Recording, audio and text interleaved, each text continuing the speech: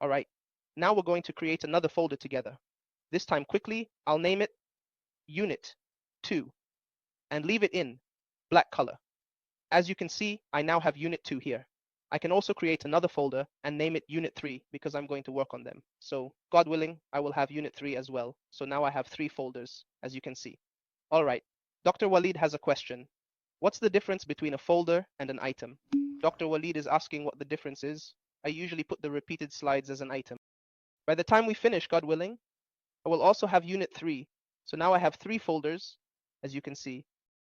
Okay, Dr. Walid, to the question, what is the difference between a folder and an element?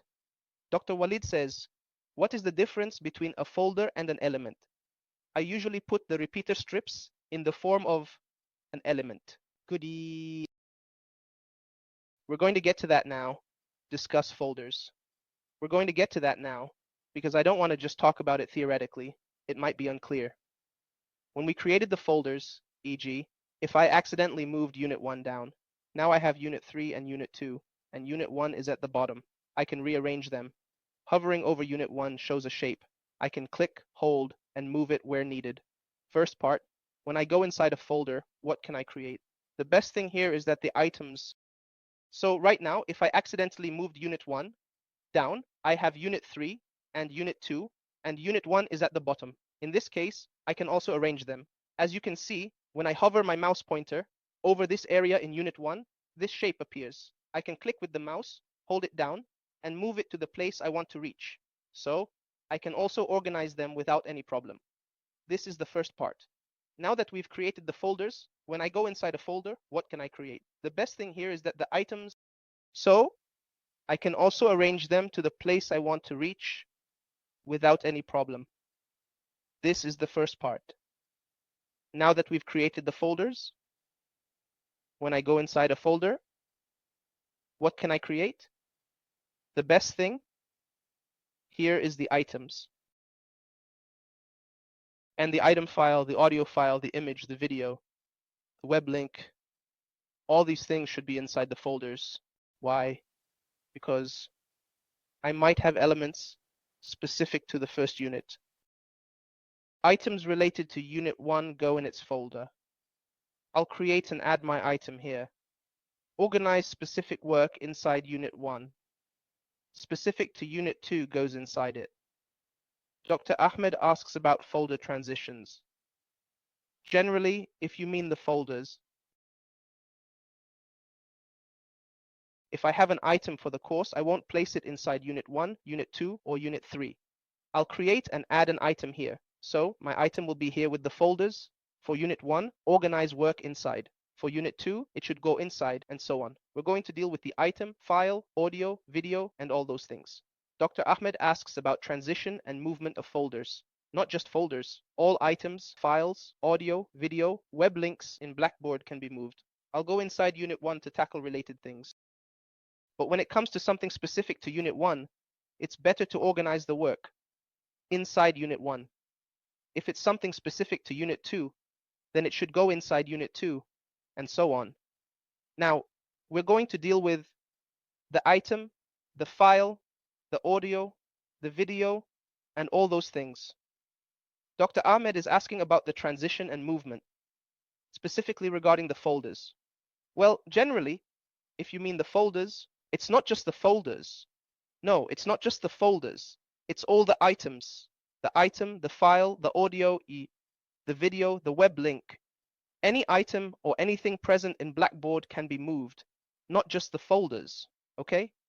We're going to see that together now. I'm going to go inside Unit 1, and we'll tackle the things related to Unit 1. We're going to create the things related to Unit 1. What are we going to focus on? The things we actually use are audio, images, and videos. There's something called a file and something called an item, and we want to know the difference between these types. So in a minute, the theoretical part that I'm going to tell you is that the audio is clear. A known audio file is like MP3 files. When I want to add it, I add it through audio. As for images, we all know about JPEG images or any image. For videos, I can add any video. But let me ask, what about the file? The file allows me to add a file, like a PowerPoint file, a PDF file, or for example, a Word file. Now, I have a simple question for you. If I want to add a video, can I go to audio and say add audio and put a video file inside the audio? It won't accept it. It won't allow it. The system specifies for me. If you want audio, it has to be in audio. If you want an image, it has to be in images. If you want a video, it has to be in videos. If you want a file, you can put a file without any problem. But the item, so you can understand the difference, is what if I want a place to put all four of these things? I want to put the file, the audio, the image, and the video. So, what does the file allow me to do? It lets me add a file, like a PowerPoint file, a PDF file, or for example, a Word file. Now, I have a simple question for you. If I want to add a video, can I go to audio and say add audio and put a video file inside the audio? It won't accept it. It won't accept it. The system says if you want audio, it must be audio. If you want an image, it must be images. If you want a video, it must be videos. If you want a file, you can put a file easily. But the item is, what if I want a place to put all four of these things? I want to put the file, the audio, the image, and the video. Where do I put them? That's why the system created something called an item. The item lets me group. I can add a file, add audio, add a video, and add an image. It's similar to the idea of a folder. Now, inside the folder, we create the file. Let's start with creating the file. Where do I put them? That's why the system created something called an item. The item allows me to do this grouping. I can add a file, add audio, add a video, and add an image, right? So, as Dr. Walid was saying earlier, it's like a folder that contains these things. It's similar to the idea of a folder. The concept is quite alike. But now let's see when we create the item inside a folder, and if we create the item outside the folder.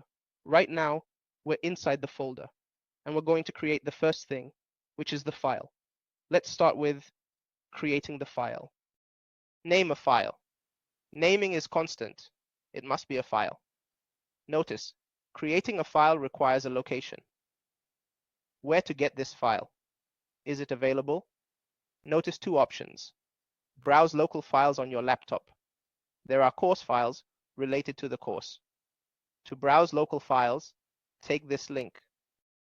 You will notice, everyone, that since I'm going to place a file, it has to have a location. Where am I going to get this file from? I need to search for it.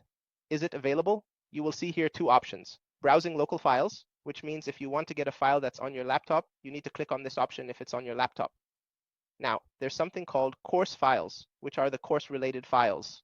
Let me clarify for you that if I come here to browse local files, let me just take this link so we can work with it directly. If I browse local files, it will open, yes, it will open the academic files. If I come here, from browsing local files, let me take this link to work with it. If I browse local files, it will open. It will ask you where the file is located. I will find it on C, D, desktop, etc. and click open. The file could be Word, PDF, etc.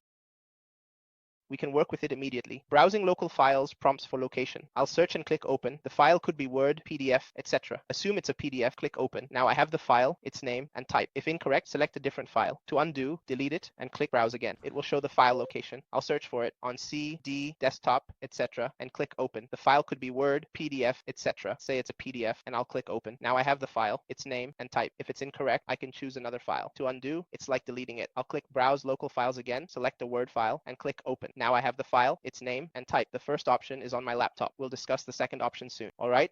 So now I have what?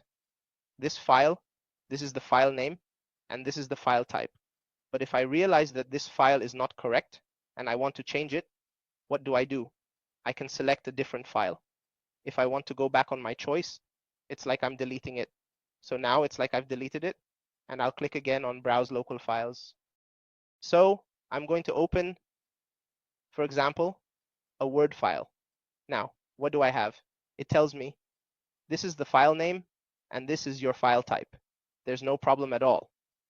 So now I've got my file. The first option is the one on my laptop, and we'll leave the second option for a bit, and we'll talk about it, God willing, in the next few minutes. So now we've got the file, and it's asking me if I want to open this file. Each file has its options, like image options, video options, and so on. The appropriate options for you, if you want to open it in a new window, we can say yes. Open it in a new window, no problem at all. If you don't want to, just tell it no, I don't want to open it in a new window. All right, let's stick with the system's default options. Now, allowing users to view this content, of course, I'm creating this file to allow students to view the content. And you will notice the default choices are, the default options that the system sets for you are correct unless you want to change them. We will say send. We will click on the word send. So now, of course, it wants something. You see here it says you must provide a name. I don't know what the name is. When I came here and modified it, I even deleted the name as if it brought me back to the page from the beginning. So what should I do? I'll come back and say unit1 file, and then I'll click send. You will notice that when you see this icon, it means what? It means this is a file. So now, of course, it wants something. You see here it says you must provide a name. I don't know what the name is. When I came here and modified it, I even deleted the name as if it brought me back to the page from the beginning. So what should I do? I'll come back and say unit1 file, for example, and then I'll click send. You will notice, everyone, this shape, when you see this icon, what does it mean? It means this is a file.